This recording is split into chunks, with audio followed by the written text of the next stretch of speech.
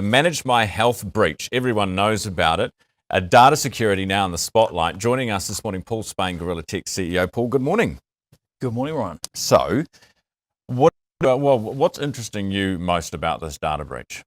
Well, I think what we've seen here, we stack up all of the data breaches that we've had over the years. Usually they come out, small bit of news, and the news cycle moves on.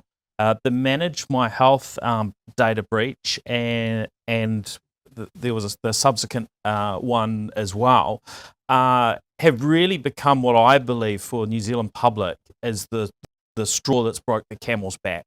We now have lost confidence in organisations to store our data safely. Just before Christmas, of course, the police had a data issue where redacted information was going out to lawyers and people that maybe were criminals, and a terrible situation.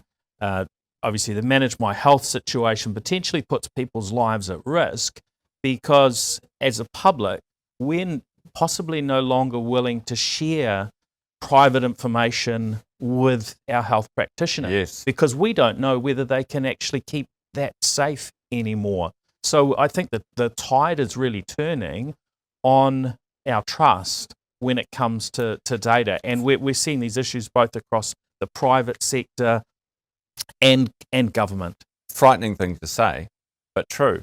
I was reading about a young woman in, I think it was Finland, whose records, private conversations with her psychologist were that the whole database was breached, and her, telling about abuse that she'd suffered, about a drinking problem she'd had, her family didn't know about. All of that stuff was then out there on the internet.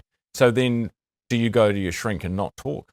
Well, and this is the problem it creates. And then we've got the broader sort of distrust that seems to be increasing. For instance, the UK have implemented a digital ID system. We see those things sort of growing in New Zealand and around the world as, hey, this is just a normal thing. But in the UK, they were mandating this for you to be able to go and get a new job.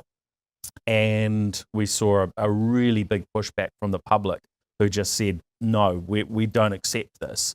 And so Starmer's just pulled back from that. We see how the data is getting shared from one part of government to another. And in one city in the UK, Oxford, we see they're dividing up Oxford into 6 regions. And if you drive more than you're allowed into another sector of Oxford, you're going to get fined $140. So this is where they're leveraging the data in ways that I think most of us probably over time are probably not particularly comfortable with. So I think this year government has to really rethink how we deal with data.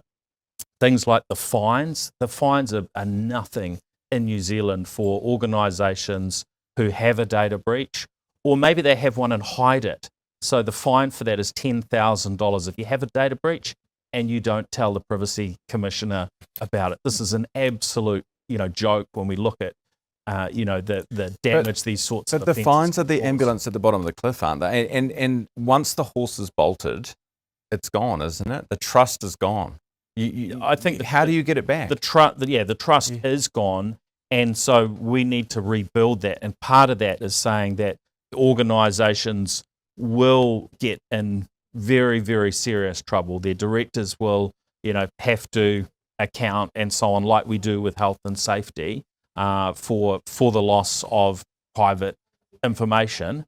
And the government, I think, will have to rethink just that some of the moves that they're making. For instance, there are people concerned around the new road user charger system, potentially using GPS data. Do we all want to be tracked where we're going and have that sitting in a database somewhere that might get breached? Maybe. No, probably not. So, just, I don't know, go to jail if you got to have. I mean, that's extreme, but you got to have something that's seriously going to pay attention to. Otherwise, it'll keep being lax. The back door will be left open. Yeah, we've got to have some new conversations about this, and I think we're moving continuously down the direction of digitisation. And Kiwis like technology, but we need to be able to trust that our data isn't going to be misused and that we're not going to be tracked every step of the way. Yeah, fascinating, Paul. I appreciate you coming on. As always, good to see you. Paul Spain, Gorilla Tech CEO, with us this morning for Tech Tuesday.